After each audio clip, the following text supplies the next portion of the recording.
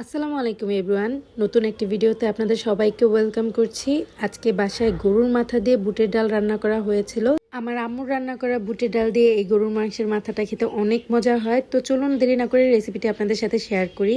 এখানে প্রায় 1.5 কেজির মতো গরুর মাথা নিয়ে নেওয়া হয়েছিল। এগুলোকে গরম পানি দিয়ে বেশ কয়েকবার খুব ভালোভাবে ধুয়ে নেওয়া হয়েছে। একটি পাতিলের মধ্যে 1.5 কাপ তেল দিয়ে এর মধ্যে 2-3টা এলাচ, দারচিনি আর তেজপাতা দিয়ে দেওয়া হয়েছে। এরপর এর মধ্যে 1 কাপ পরিমাণে পেঁয়াজ কুচি দিয়ে দেওয়া হয়েছে। এরপর পেঁয়াজটাকে হালকা একটু ব্রাউন কালার করে ভেজে নিয়ে এর মধ্যে দিয়ে দেওয়া হবে 4 টেবিল চামচের মতো আদা রসুন পেস্ট। এখানে কিন্তু আদা রসুন একসাথে পেস্ট করে নেওয়া হয়েছে। এরপর আদা রসুনটাকেও 2-1 মিনিট খুব ভালোভাবে একটু ফ্রাই করে নেবে যাতে এর ব্যাড স্মেলটা চলে যায়। দেন এর মধ্যে দিয়ে দেবে হচ্ছে স্বাদমতো লবণ।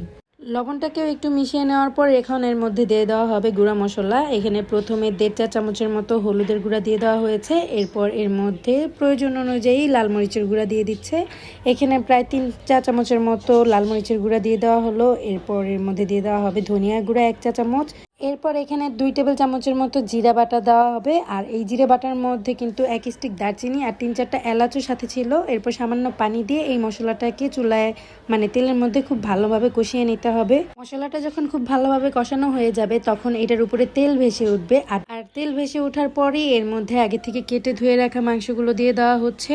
এখন মাংসগুলোকে মশলার সাথে খুব ভালোভাবে মিশিয়ে দিতে হবে। আর এরকম মেশাতেই হবে প্রায় 2 থেকে 5 মিনিটের মতো। আর চুলার হিটে পর্যায়ে একটু মিডিয়াম টু হাই থাকতে হবে। মাংসগুলোকে মশলার সাথে মিশিয়ে দেওয়ার পর ঢাকনা দিয়ে ঢেকে মাংসটাকে কষাতে হবে। আর আমি কিছুক্ষণ পর পরই ঢাকনা তুলে নেড়ে দিচ্ছিলাম যাতে নিচে দিয়ে মশলাগুলো পুড়ে না যায় বা লেগে না যায়। যেহেতু এটা গরুর মাথার মাংস তাই সময় নিয়ে খুব ভালোভাবে কষাতে হবে যাতে খুব ভালোভাবে সিদ্ধ হয়ে যায়। মাংসগুলো কষানো হয়ে গেলে এর মধ্যে 2টা আলু কেটে দিয়ে দেওয়া হয়েছে। আর বুটের ডাল সিদ্ধ করে রাখা হয়েছিল আগেই, সেই বুটের ডালগুলোকেও এখানে দিয়ে দেওয়া হচ্ছে। এখানে প্রায় 250 গ্রাম বুটের ডাল ইউজ করা হয়েছে। আর বুটের ডালটাকে সারা রাত ভিজিয়ে রাখা হয়েছিল। এখন মাংসটাকে ডাল আর আলুর সাথে খুব ভালোভাবে মিশিয়ে নিয়ে আবারও ঢাকনা দিয়ে ঢেকে দেওয়া হয়েছে।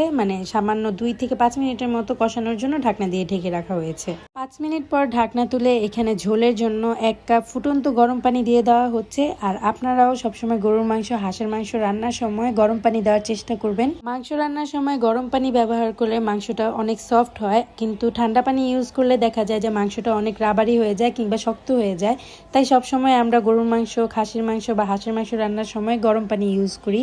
এখন মাংসটাকে ঝোলের সাথে একটু ভালোভাবে মিশিয়ে নিয়ে একটা বলক আসা পর্যন্ত অপেক্ষা করব।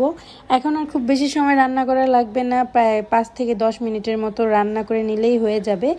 ঝোলটা আমাদের পছন্দ অনুযায়ী আমরা যতটুকু রাখতে চাই ঠিক ততটুকু রেখেই আমরা চুলার আঁচটা অফ করে দেব। এই তো ফাইনালি আমাদের গরুর মাংস বুটের ডাল দিয়ে রান্না করা হয়ে গিয়েছে। আর এটা খেতে অনেক মজা, সাদা ভাত কিংবা লুচি বা পরোটার সাথে খেতে সবচেয়ে বেশি বেস্ট লাগে। ভিডিওটি আপনাদের কাছে কেমন লাগলো জানাবেন। আর ভিডিওটি ভালো লাগলে লাইক, কমেন্ট, শেয়ার করে পাশে থাকবেন। Thanks for watching. আল্লাহ হাফেজ।